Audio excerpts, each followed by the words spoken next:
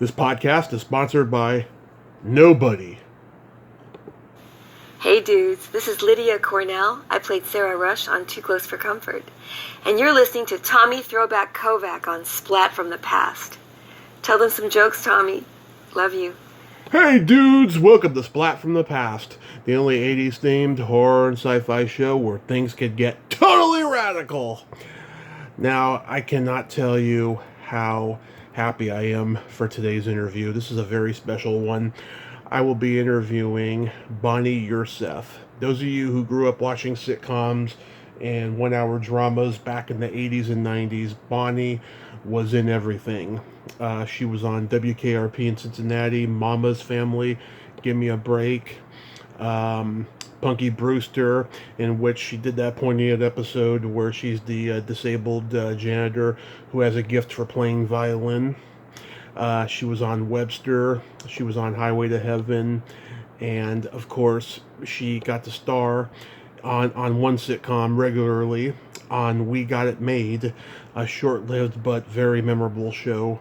And then she gave up the business to get into teaching, and we're going to get into all that stuff today. That episode of Webster has been a big part of my life since I was a kid, and it's such an inspiring episode. She did a great job playing that mentally impaired janitor at Punky School, and it's going to be a great conversation today. I'm just so blessed to be talking to her, and it's on 422. Gotta love that. So, here is my interview with Bonnie Urseth.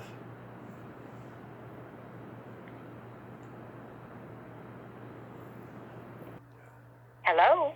Good evening, Bonnie. Welcome to the show. Well, thank you so much. So strange being here. It's strange? Well, yeah. My life is very different from the days when I was doing stuff on television. So. Well, I cannot tell you what an honor this is. I'm so glad I found you because you were a big part of my childhood, and I just cannot tell you how much I appreciate this. Thank you so much. Oh, you're welcome. You're welcome. You know, that Punky Brewster episode that is something that, still runs. So I teach elementary music, and every now and then a class will come in and they'll be like kind of whispering with each other, and they'll just be odd, you know? And so and then one brave person will finally raise their hand and went, "Mrs. Cook, were you ever on television?" I go, well, I think probably my Punky Brewster or Full House or something, that I had aired. And sure enough, there it was. And then they were going, was that you playing the violin? I'm going, yep, that was me playing the violin. So, going back in time, did you gravitate towards acting at an early age? Not at all. Actually, not at all. I was, from the time I was in, I think, second grade, and maybe because I just had a wonderful music teacher and a wonderful piano teacher. They were two of the people I really admired as a kid, that I always wanted to be a music teacher. When I was a campfire girl, which I don't know if campfire girls still exist, but at some point you pick out, when you fly up from being a bluebird in third grade, you pick out a Native American name. Right. And I picked out a name, a three-syllable name that meant happy singing teacher. And that was what I always wanted to be. I got into acting totally by accident. Yeah, well, I had read that you studied piano in college. Like, when did you start playing piano? I started playing piano when I was 4. My brother was taking piano. He was 2 years older than I was, and he had just started. And he didn't want to practice. He was not in love with piano. And our piano was down in the basement of our house, which was a basement. It wasn't like a rec room. It was a basement with a furnace and cobwebs and, an old Ringer washing machine, and it was cold down there, and I would hide my brother's books so that I could bring them to Miss Otis, his piano teacher, because I had like this piano teacher crush on her at 4 years old, and I would beg to be able to take lessons, and she had a thing that she didn't want anyone to take lessons until they were 6 and could read a little bit, which made sense. But she finally gave in at the end of the year, so I ended up starting when I was 4. Wow. So you were you were kind of like a child prodigy then. I wouldn't say I was a child prodigy, but it came easy to me. Yes, and I loved it. And boy, that'll take you a long way, when you love something and you really practice and work at it and enjoy the process. And I always enjoyed the process of playing piano. I also played violin later. I took up violin. I was piano and violin major in college. And along with being an elementary music also as a major, because that was what I had decided. Actually, I didn't care. I student taught in all 3 elementary and high school and middle school. I liked them all. Did you want to be a concert pianist?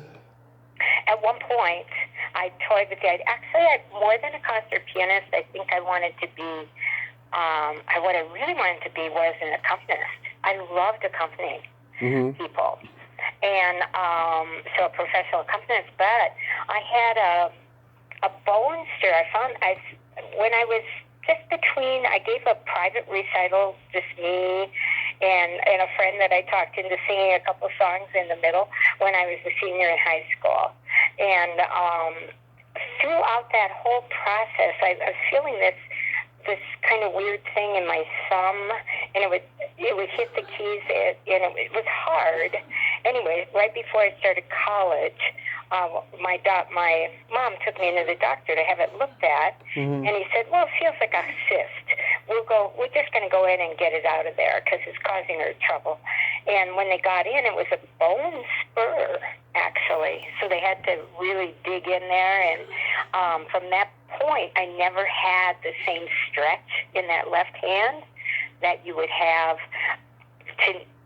to have to be a serious pianist. So I took the other path of teaching music, and like I said, that really was originally what I had always wanted to do anyway. So, are you born and raised? Sorry. I didn't actually get to do it until I was 50. Well, better late than never. Oh, that's what I say. Exactly. So, are you born and raised in Minnesota? I was born and raised in Minneapolis, which was a great place to grow up. It was a wonderful place. I could walk to 2 different lakes that were swimmable, if you can believe it, and they sat right in the middle of the city.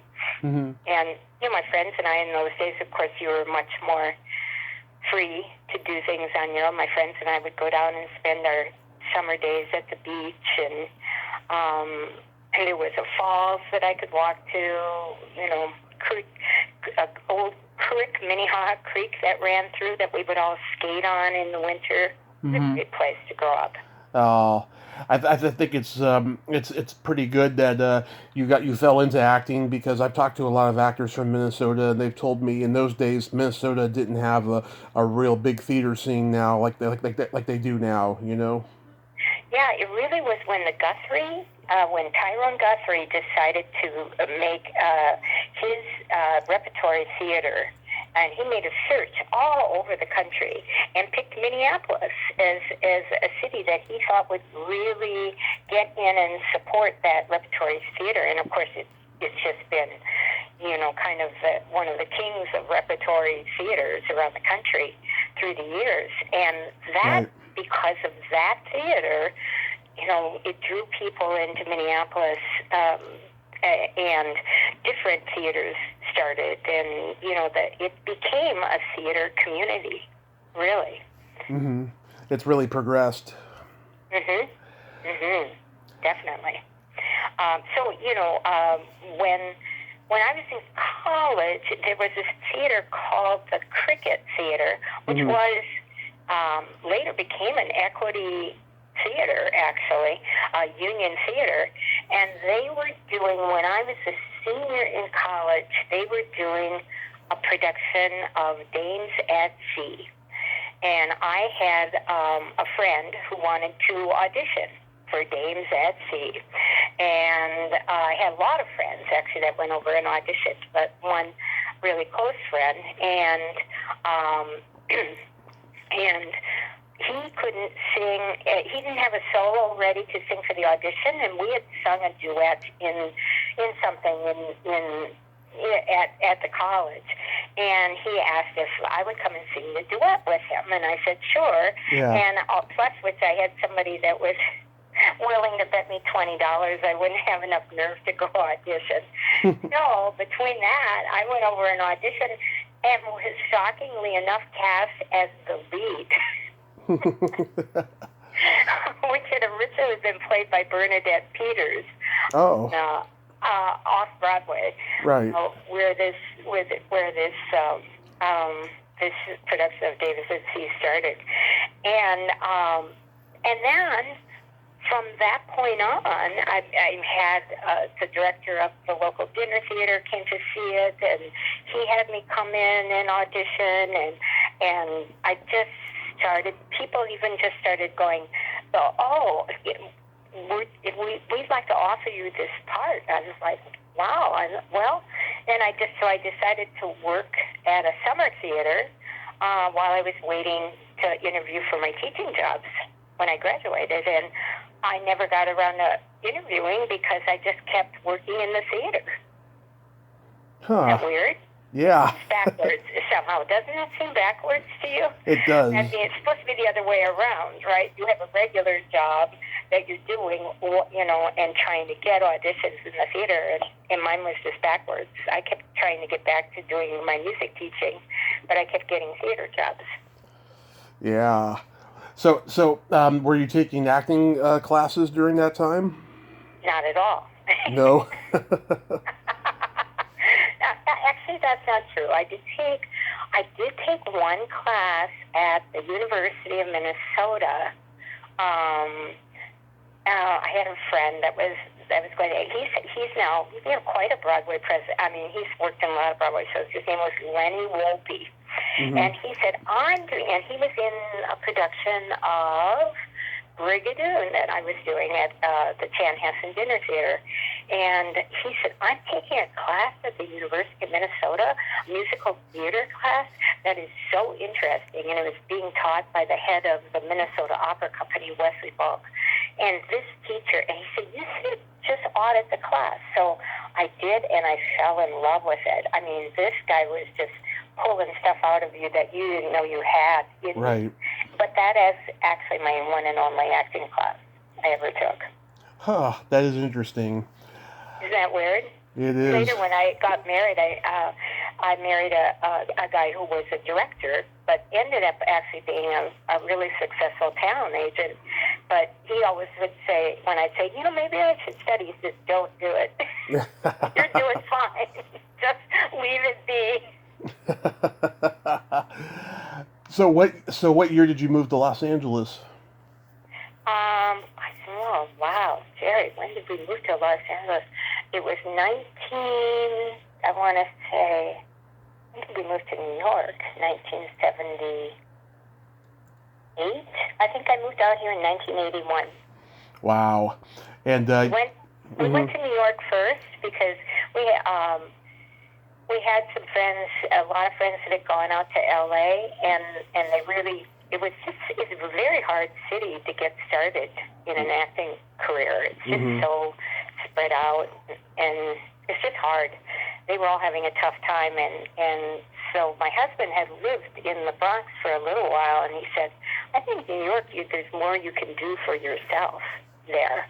Yeah. And he ended up being right. So it was a good move. We went, and I was able to, through the kindness of people, was able to get an agent, and and then they had a West Coast office. And when I met the West Coast agents, they said, we think you should move to LA. So I did. Wow.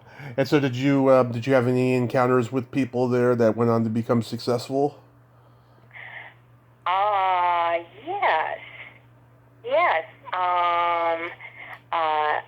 Met Chris Cooper. Mm-hmm. He was a starting out actor. You know who Chris Cooper is? Yeah. Academy Award winner. He started. He was in Lonesome Dove. He was in all kinds of things. You know him. Yeah. He's a wonderful, wonderful, wonderful actor. He was making a living as a carpenter at the time, supporting himself, trying to get into the business. Let me see, who else famous along the way did we run into? I owe my whole career, I would say, really to somebody who already was kind of famous, and that is Harry Goss was his name. Uh-huh. And he had been one of the Tevias in Fiddler on the Roof on Broadway, and also had been in the story about Noah, 2 by 2. I think it was called Broadway Musical. He had done a lot of Broadway. But what he was most famous for was being the apple on the Fruit of the Loom underwear commercial. Oh, okay. Okay. Which was a coveted job in New York to be one of those fruits. Because they made new commercials all the time. And somehow my brother got connected to, and my husband got connected to him. They had a friend who was a playwright who had written a play, and he wanted to try to produce it in New York. And my brother said he would help back it, but he was going to need some other backers. And somehow he got put through to Harry Goss, and Harry Goss became one of the backers of this play. And I would come in between, I would just come in. I was actually working at Macy's at the time, and I'd come in the office where they were working on this play, and sit around and wait for Jerry to be done so we could ride the bus back home to New Jersey. And Harry Goss was talking to me one day, and he said, I came in, I had just gotten my hair permed for the first time, the curly hair that I always had back in the old days then. And he said, man, look at you. You should be doing commercials. And so right then, he just called up all these casting people and said, I have a girl here in the office that you should see. And so I went over, and when I read for these people and interviewed with them, then I got to this one casting director who said, I think you're going to do great. I'm going to call agents for you. And so she called agents, and I went and made the agents, and then ended up signing with my agent. I always owe Harry Goss a big debt of gratitude for, getting me going in the commercial world, because that was really where I first started working in New York, was doing commercials. Yeah, that is amazing. And now, when you got to LA and started working in television, did you do it primarily because it paid better than movies? I did television because that's what I was good at, I think. I always felt like that was my slot. Yeah. Yeah. And my husband would always say, too, that is really where I was most marketable.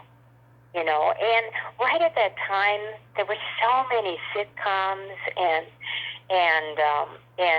I kind of had that.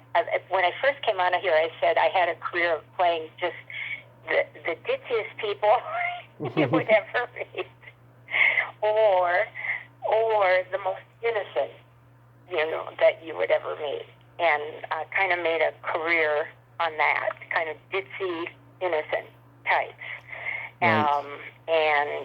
And again, was really lucky. I remember I went, my very first interview here, I went they would send you around in those days just to meet casting people, not really going in for any specific show, just so the casting people could see you. And I went in to meet Jackie Brisky, who was the casting director of WKRP in Cincinnati. And she said, well, I think they're really interesting. It's just we hardly ever have roles for young people on WKRP. And then she went, well, except for maybe this week. I actually have a breakdown for an old nurse, but I'm going to send you in as a different way to go, and just a young nurse. And I got the job. And then they were nice enough to write me into a second episode. Mm-hmm. My first official interview here in LA actually ended up in getting a job. So and then on the show was my former cousin Lonnie Anderson. Totally by chance.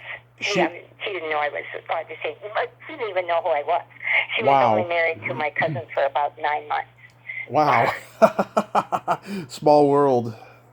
Isn't that weird? Yeah. Wow, Burt Reynolds could have been your cousin, too. I know, amazing, isn't it? Actually, she brought her daughter over. She had a daughter with my cousin, and I had never met her. And so she brought her to the set because she just wanted her daughter to know there was one person in her father's family that was not crazy. Yeah. Well, it's funny you mentioned before about that actor who played the apple in the Fruit of the Loom commercial. One time, Burt Reynolds said in a talk show interview that he auditioned for one of Clark Gable's last movies, and the guy who ended up getting his part was Barry Coe, who was Mr. Goodwrench back in the 80s. I remember Mr. Goodwrench. Yeah. Wow. I came down to the final two to be the Blue Nun for Blue Nun Wine. Oh, yeah. But I didn't get it because when they had us go in and try on the actual nun outfit, I looked about 12 in that outfit. They just thought I looked too young to be a wine representative. You would have been good for the role, I think. I ended up playing, I think, at least 3 nuns. Yes, and I have them all listed. I have them all listed here. I actually played a nun because I did 2 different episodes of Punky Brewster. Right. I remember it was the baseball episode where you're the nun. Right. Yeah. Right. And I got to work with Mary Wicks, who was just the all-time best character actress, I think. She was so wonderful and gracious and just, what a pro. That was like a master class, just watching her get those zinger lines in. Yeah. Terrific. So, let's see, on my list here, you were Buffy Van Cortlandt on Mama's Family. Yes, and I got to work with the ultimate of all actresses in L.A., Betty White. You will not find a nicer lady than Miss Betty White. I've heard. Lovely. Lovely. I always remember both, and Ken Berry, too. They were so sweet. And it wasn't too long, but it was probably a year later when I got my series. And I was at an affiliate function of some kind where they invite all the big wigs from the local stations to see what the NBC shows are going to be for the fall. Right. And it was a big party. It was at the LA Tar Pits. And I wasn't even that close to Betty. And remember, I had just then had a small part on Mama's Family. You know, we played Family Feud. I was on the stuck-up rich family that ended up beating Mama and her family. But anyway, there's Betty White. She goes, Bonnie. Not only did she recognize me, but she remembers my name. She comes over and she goes, oh my goodness, Ken and I were so excited to hear that you had gotten a series. We knew you were going to get a series. And it was just, I was so blown away at, just what a wonderful, kind person she was. Right. I just interviewed Harvey Korman's son. How was working with him on that show? I loved him. He was a really good director. Just he was one of my favorites. He just knew what was funny. Oh yeah. You know, and some people who are funny themselves, they can't make other people be funny. Right. But he could. He could direct. He knew what he was doing, and was just wonderful. And he enjoyed it. I mean, you know, he enjoyed a good laugh on the set. You know. Yeah. The whole experience was really fun. That was, and Richard Dawson, of course. You know, being Richard Dawson. But it was cool. It was really a fun job. You did 3 episodes of Give Me a Break. I remember all of them. The first one was the rock band one with Crystal Bernard. Right, exactly. And I was actually the lead singer. Now, Crystal was really sick, but oh yeah. And I remember Nell Carter. That was my first episode that I did of Give Me a Break. Was the rock band. And Nell Carter was so nice that, because I was feeling a little unsure about the belty part of the song that we were going to sing, and not to speak of the spandex pants they had us in. But anyway, she brought her own music director in, Shelley Markham, on lunch hour to work with me. Now, I thought that was super nice. And then really got the other 2 episodes because of her. One person got fired, and she said, "I told them, just call Bonnie. She'll be able to do this wall." And so they did. And then it happened another time. Somebody got I think 2 actresses had been fired, and she said, "Call Bonnie." So I came in again. It was lovely. Yeah, and then the second one was the baby episode. I talked to Eliza Garrett, who was in that episode. You know, she's married to Eric Roberts. Right, that's right. Yeah. I haven't seen her in a long time. You know, we worked together again later too. Right. I believe we were both nuns on Sister Kate together. Probably. She did say that she remembered you very well, and she asked me, she's like, whatever happened to her? And I said to her, this was last summer, I was like, I still don't know, I haven't been able to locate her. And then I just, out of instinct, you know, found you under your married name on Facebook, so I just did that. You were digging deep. Yeah, you know what, really, originally I backed off of the business when my daughter came along. Because, you know, when you're working, you're not home, you know, and so somebody else raises your child for you, and it took us a long time to have a child, so I kind of wanted to raise her myself. And so, and, you know, acting never was. I'm just getting a weird sound on my phone, and I think somebody else was trying to call in. Anyway, acting never really was my passion. You know, it was fun. I enjoyed it immensely. I made a lot of money, you know, doing it, enough to buy, you know, a nice house. We're not a crazy house, because I'm a Minnesota girl at the heart. You know, it's like just a house. But and then I wanted to be a mom, and then I ended up getting into teaching, ironically enough, because the school where my daughter was going lost their music teacher. Oh. Isn't that weird? It is. So then finally, like I said, at 50 years old, I got to do what I had always wanted to do. And really thanks to acting, and thanks to my husband, who was really nice when I said, I really think I'd like to take this music teaching job. And, music teachers are not going to make what an actress makes. And he's an agent, so, he knows. And he was like, well, if you really want to do it, you should do it. Mm-hmm. So that's what I did.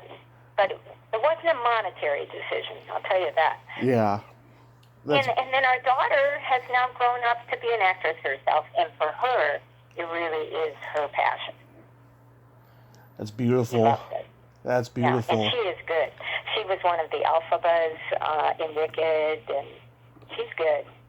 Yeah, on Broadway. So, of course, now, and nobody's working out there in New York, and we're hoping theater will come back. I hope so. Yeah, I love going to theater. It's not the same without it, It's not.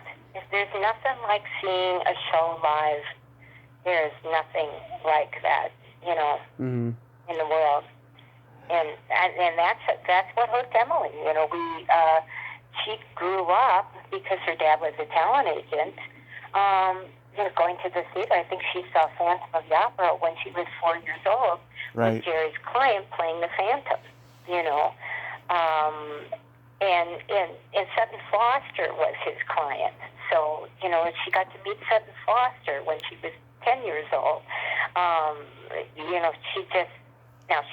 She really did grow up being surrounded by famous people that were lovely to her. They were so, good. Davis Gaines, who was playing the Phantom, was carrying her on his shoulder all around the set, and Jared? Danny Burstein has been just wonderful to Emily, supportive through her career in New York. So it's exciting. It's funny, isn't it? It is. It's in the blood there somewhere. It is. That's so beautiful, Bonnie. So how does We Got It Made come to you? We got it made. We got it made.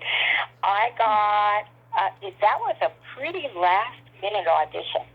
My husband's parents were visiting us in L.A. for the very first time, and they were not travelers.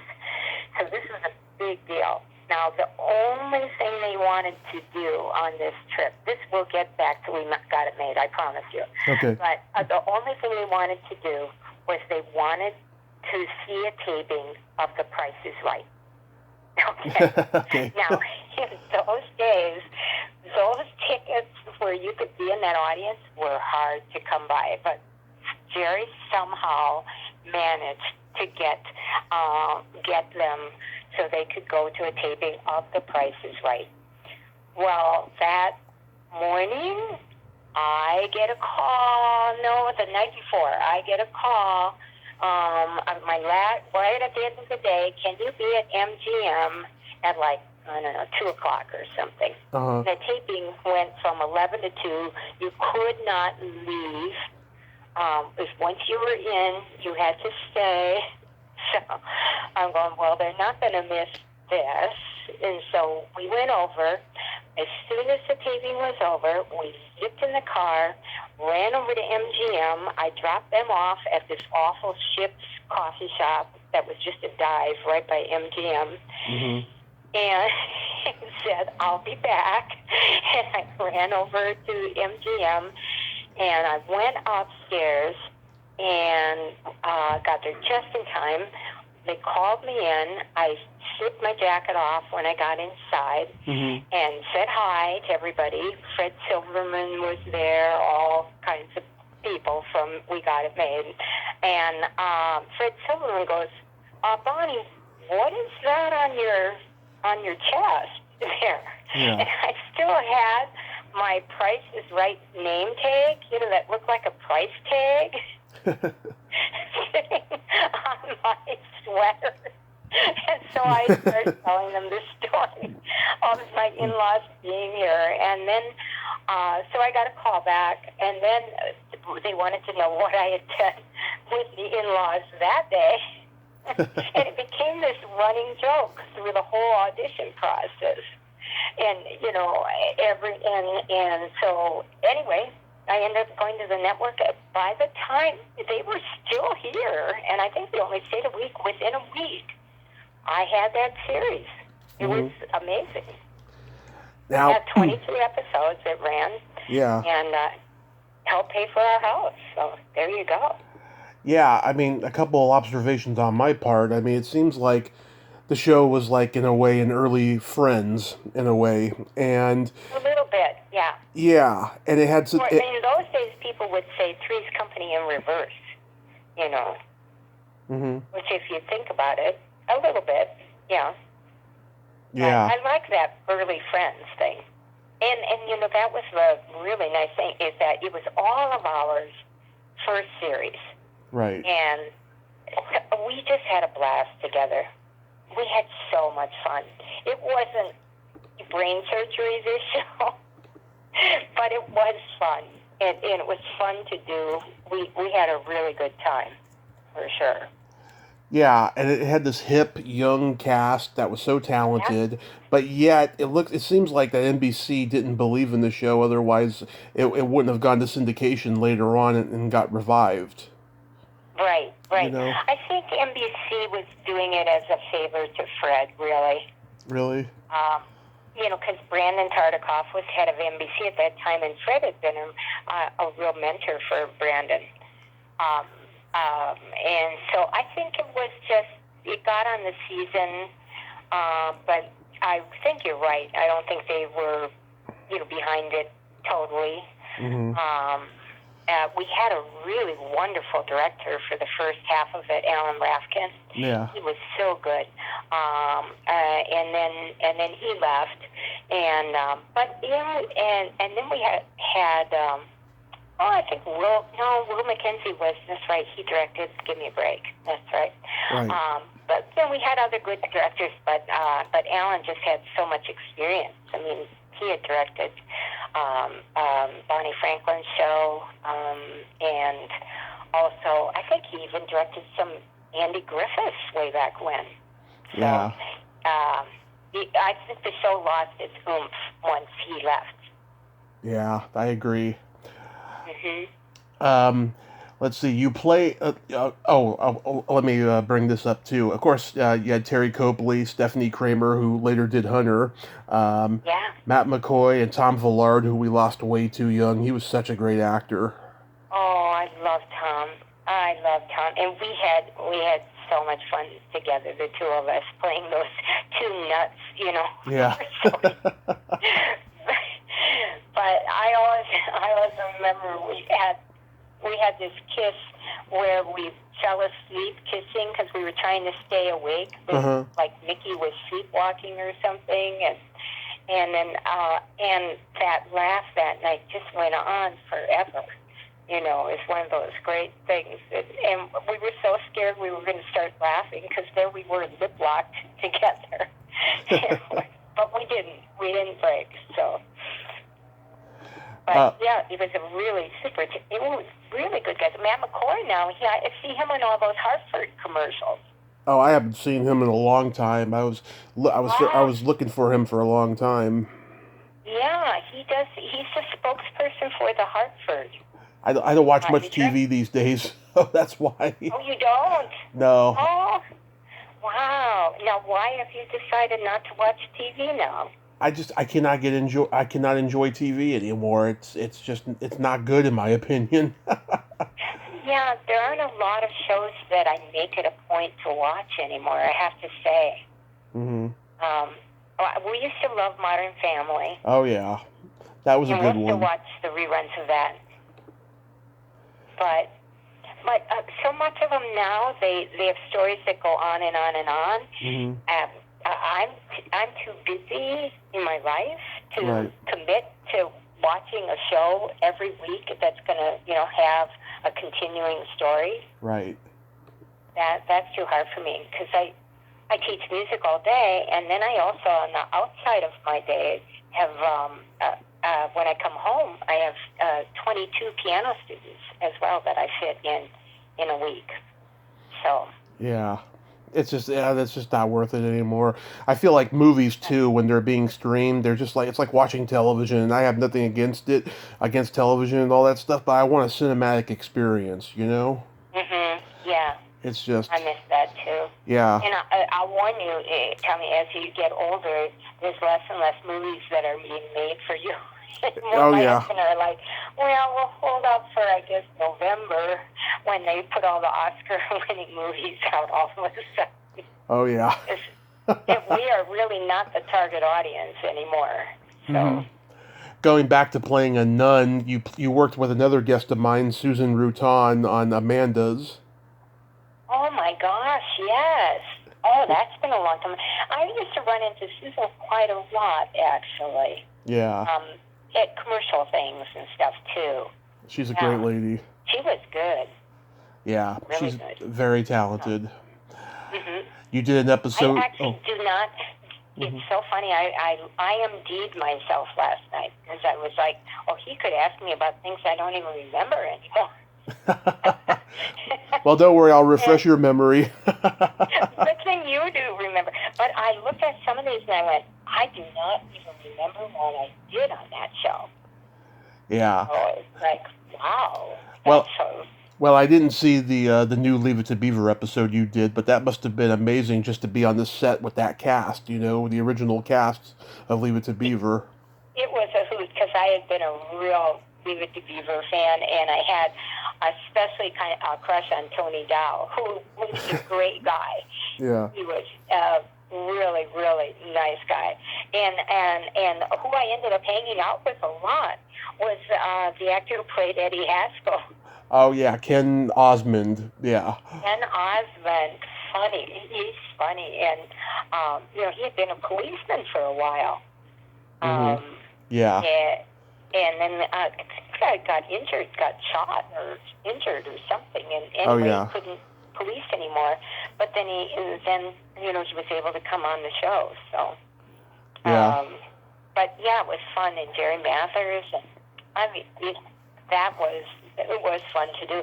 But I have absolutely no memory of what I did on there. None. Okay. I remember the experience. I could not tell you my character's name. I could not tell you what I wore. I could not tell you who I played. I don't know. I have no idea. Okay. Maybe some neighbor. I'm guessing a neighbor. I'm guessing that too. Yeah. If I end up seeing it, I'll let you know. Okay, that sounds good.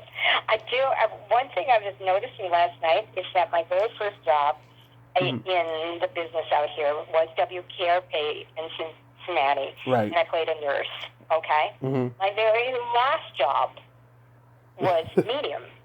Uh-huh. And I played a nurse. I guess that's a sign. Isn't that weird? And that was just really a favor because I was busy teaching music at that point. And I got a call from my agent saying, Glenn Gordon Karen wants you to come in on a medium. And I said, oh, wow, I don't do this anymore. But it was Glenn Gordon Karen, who was so nice to me when I first moved out here. A close friend of mine was Tom Bray. Do you know who Tom Bray was? I've heard the name, yeah. Yeah, he was on the series Breaking Away. Okay. He played the Daniel Stern character on the television series. Okay. And Glenn Gordon Karen had written and produced that series, and then later was famous for Moonlighting. Right. Yeah, he did Moonlighting. I knew that. Yeah, and Medium. I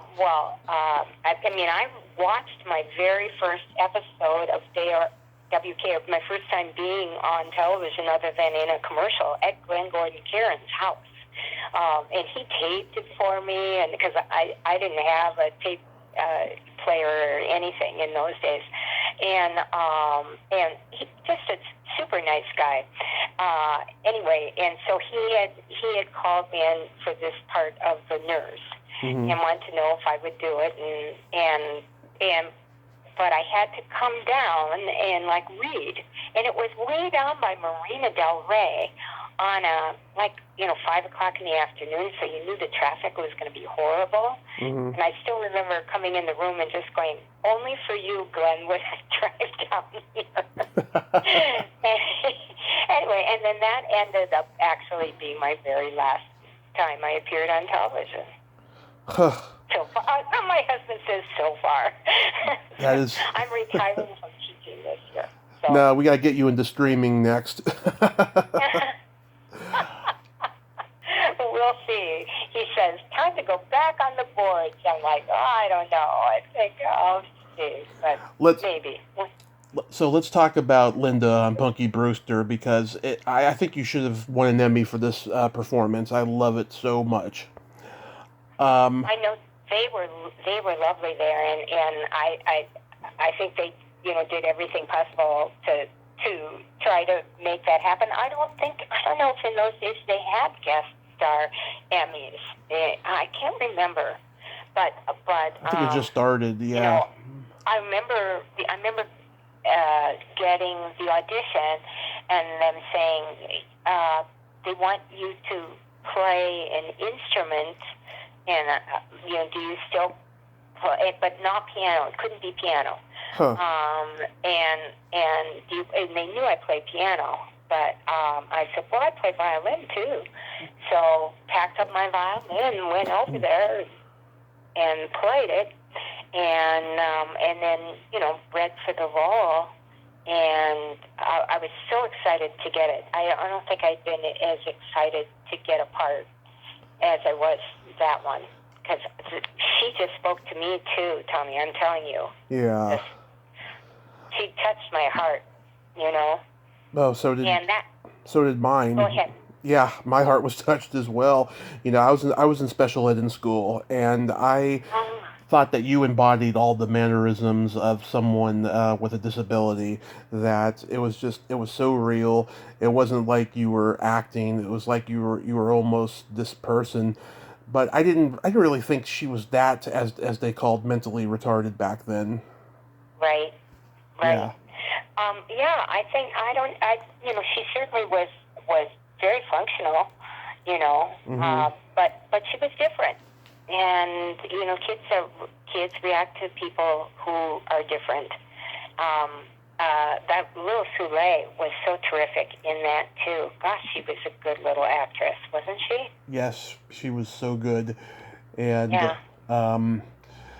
yeah. I mean, that episode where the Challenger blew up and she was crying. I mean, that was just a transcendent performance for someone so young like that.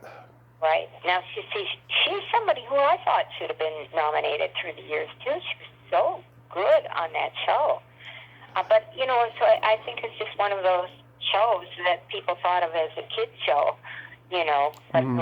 there were lessons to be learned by many. I'll tell you an interesting story about that, because I was actually the choir director. I was directing the choir at our church, Mm-hmm. because they had lost their music minister, and I had said, well, I can tide things over. I studied choral directing when I was in when I was in college, and I could tide things over while you're looking for people.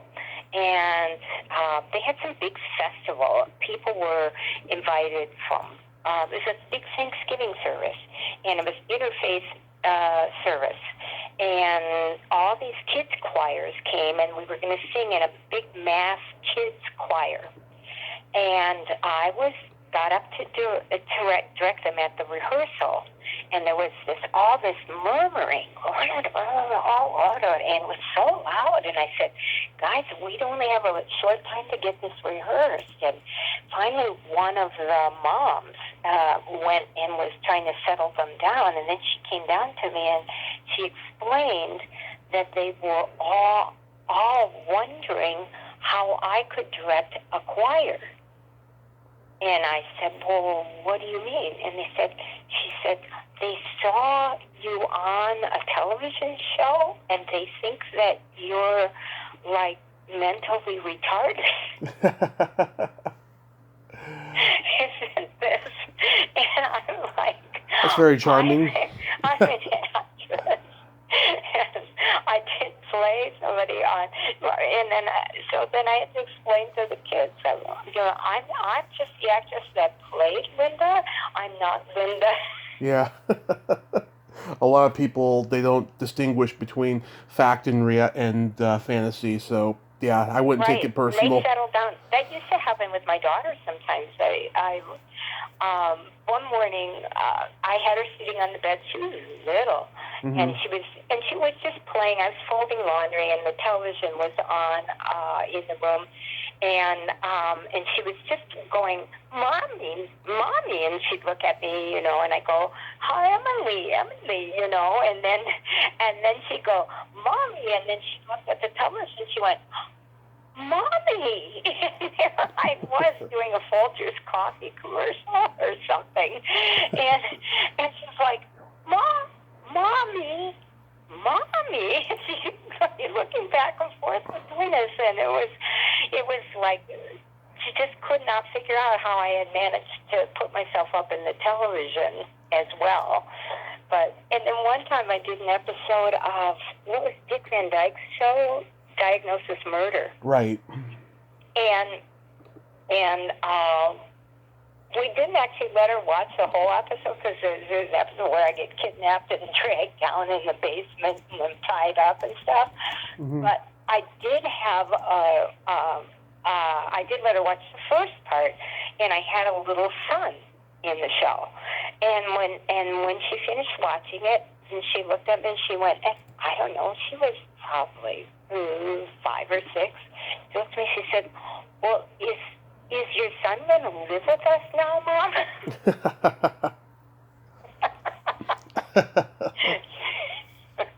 So there you go. Life of an actress mom. Yeah, I remember seeing this episode when a couple of years after it was on. It was in syndication, and I didn't see it again until 2005. My local video store had like the first or second season, whenever it was, on DVD, and I rented it. And it got me. I was going through a very dark time during that time, and it lifted my spirits up so much. I'm so glad to hear that. I'm so glad to hear that. I tell you, that is my daughter's favorite performance of mine. And when she was at college, I would have when I'd meet her friends, they'd all go, "Oh, you're Punky Brewster." And here I realized Emily is like showing this Punky Brewster to all of her friends, which, at some point, your daughter is like, and you wouldn't think that, but it's nice to know that it does have that kind of effect on people, because not everything you do on television is uplifting, but that sure was. Absolutely. You were also on the Halloween episode of Webster. I remember that one very well. I do. I remember carving those pumpkins. Holy mackerel. Yeah. We had to keep carving and carving. We were doing that while we were doing a scene, Susan Clark and I. And the little guy, gosh, he was cute. Emmanuel Lewis. Emmanuel Lewis, yes, really cute. So I don't remember much, but I think I had to appear in a Tinkerbell costume. I just recently saw the Highway to Heaven episodes you were on.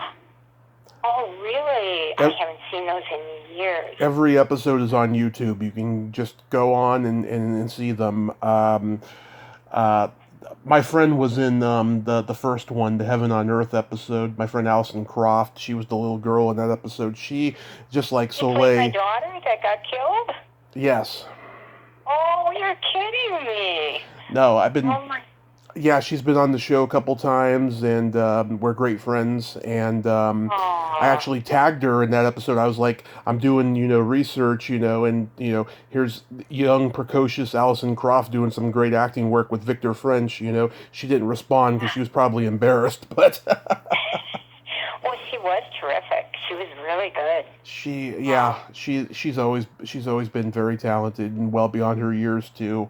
And it made me laugh too, because she's like that now, in her 40s. She's just, just very accessible, like one of the guys, very down to earth, Isn't that great? I love it. And then does she still act? She does, and she teaches workshops, and Oh, perfect. she's raising her son, and yeah. Wow. She has a son. Oh, my gosh. It's such so long ago. I have to tell you a quick story about working with Michael Landon. Okay. First of all, I never worked with a director that could move things along faster than Michael Landon. Holy mackerel. I remember being in that car wreck, and him coming over, and that was the first time I met him, was in the car wreck. And he said, wow, this doesn't look very comfortable in here. How do you feel about just shooting the rehearsal? And I said, fine with me. And so we shot the rehearsal. He took a look. He said, okay, let's get her out of there. And that's what he was. I mean, the crew loved him. They had known him, a lot of them, since Bonanza days. Oh, yeah. They'd do anything for him. And he would, not a minute of time was wasted. Right. Except when I did that second episode, which he just called me in for, and just, I think, he liked somebody who could work as fast as he did. Mm-hmm. And he called me in. It was his last season, and as the casting person said, that he was trying to give as many of the people that he had really enjoyed working with a job that last season. Well, we were on set, and for some reason, we were just stopped. And that had never happened my first time around with him. And it turns out that the mirror they needed to make this scene they had delivered the wrong mirror. So we were on hold, and we were all going to be on hold. And you would assume he would just go back to his trailer and do stuff. No, he just hung out on the set. And we were all sitting in chairs around, and I turned to him and I said, I have to tell you that in the Bonanza days, I had a huge crush, and he got this look on his face like, oh yeah, I know, I hear it. And then but he actually was not my crush. My crush was Dan Blocker, the guy who played Hoss. And when I told him that, he laughed so hard, and nobody had a better laugh than Michael Landon. Yeah. He just laughed and laughed. And they said, Dan was your crush. Oh, my gosh. And then I told him I used to have a picture of Dan Blocker and Abraham Lincoln in my locket. Oh, yeah. Well, he proceeds to regale all of us with Dan Blocker stories that had us all laughing till we were crying. I mean, and gosh, he was a wonderful storyteller too. He just, had so much fun, and it still goes back to me as one of my most fun times on a set. Was that 3 hours, just him telling us these fabulous stories. And then I was teasing him about the way he played the violin on the show. On Little House, he really did not do a good job of faking the violin, which he thought was very funny. Anyway, so that still is one of my favorite little times and talk about somebody else who left us too soon. Yeah. One of them. For sure. Your hair looked very pretty in the second episode. You were in the high school reunion one. Your hair was nice and curly in that one. It was not curly, right? It was a little curlied, yeah. Yeah. And then I just got tired of it and cut it all off. I should mention really quickly that you were a contestant on shows like the Hollywood Squares and the Match Game and the Pyramid shows. Those must have been fun. Did you win a lot? So I wasn't a contestant. I was only a contestant on the $20,000 pyramid, and that was in New York. In those days, it was only the $10,000 pyramid. Oh, okay. And right. I actually came within one answer winning the $10,000, but didn't win. But when I moved out here, and when I got my series, I said to my agent, can you get me on as a celebrity on the pyramid? Because I would love to do that, because I really know how to play the game, because I, actually was on the show. And so I went in, but everybody, the reason why those celebrities are so good in those days anyway, is you had to go in and audition and show you could actually play the game. And so then I told her I had actually been a contestant in New York. Edith, her name was Edith. I don't remember the casting person. Anyway, the person that decided what celebrities got to go on. But anyway, so I got to go on, and the first time I went on with Harry Anderson. Yep, from Night Court. Yeah. And I think it was that week. Maybe it was the next time with Doug Sheehan. I don't know. But one of those times, I broke the record for giving away the most money of any celebrity. I tied it, I think, in 1 week's time. So I felt great about it. It felt so great. All of a sudden, you're with these people. You don't really know them, but you team together. And then the next thing, they won $20,000, and you feel so good for them. And it was so fun. And same with the rest of the shows. I was a celebrity, and every time you could give money away to them, it would be just a blast. Really fun. Yeah, sorry, the IMDb, they're always, inaccurate, so that's why I mentioned the other shows. Yeah, I was surprised to see some of the things that were on there. It's like, I'm not sure that's quite right. But... Yeah. So, one last thing I wanted to ask you, Bonnie, is do you get a satisfaction teaching that you don't get acting? I do. You do? I do. Again, at 50 years old, I found my passion, and I've been able to do it for 20 years. And I'm so glad. There's something about in music, bringing music out of kids and finding, helping them find that joy that music can bring them, and that feeling of confidence and, just accomplishment, and the responsibility that goes along with it, and just the sheer joy and fun. Yeah, I love it. Every day when I can go to my classroom, obviously there was a while there when I was teaching out of my living room here at home. But this year I've been teaching in my classroom. I have had no students in my classroom. I've been teaching virtually from my classroom, but this Thursday I will have 2 kindergarten classes in my classroom for the first time since March 13th. Wonderful. And I'm beyond excited. These kids are, this last week, were experiencing their first week on campus in kindergarten. Isn't that amazing? It is amazing. You are so blessed, Bonnie. Very blessed. I am blessed. I do know that, and I so appreciate it. I appreciate. Don't get me wrong. I appreciate my years in the business, and I met many wonderful people, and it afforded me to be able to do what really was my passion, which is music teaching, which you do not make a lot of money doing, and a lot of people can't afford to have a job, like that. Right.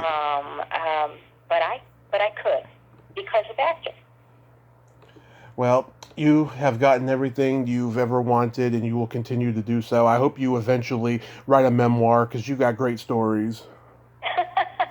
Maybe I'll do that when I retire, huh? Oh, yeah, you should. You should start, maybe, documenting everything and, writing everything down, and then once you retire, you can get it all down on paper. That sounds like a plan. There you go. Well, this has been lovely. You're just I really appreciate it. Somebody called me on the other line, so sorry about that. But yeah, I'm glad Marianne gave us a really good gave me a good recommendation for you. She said it was just so fun, and she was right. Oh. Marianne is somebody that we know back from Minnesota days too. So. Oh yes, well, I hope that when COVID is all over, you can teach in person again. And I just want to thank you so much for coming on tonight because I just like I said, I've been a big fan for a long time, and that performance that you did in that episode has always touched me. Well, I thank you so much. I really appreciate it. And like I said, this was really fun. So Thank a you. blast from the past for sure. Yeah. Well, Bonnie, you have yourself a great night, and God bless you. All right, and God bless you too. Thank you. Bye-bye. Well, there you have it. Bonnie Urseth. Ain't she a sweetheart?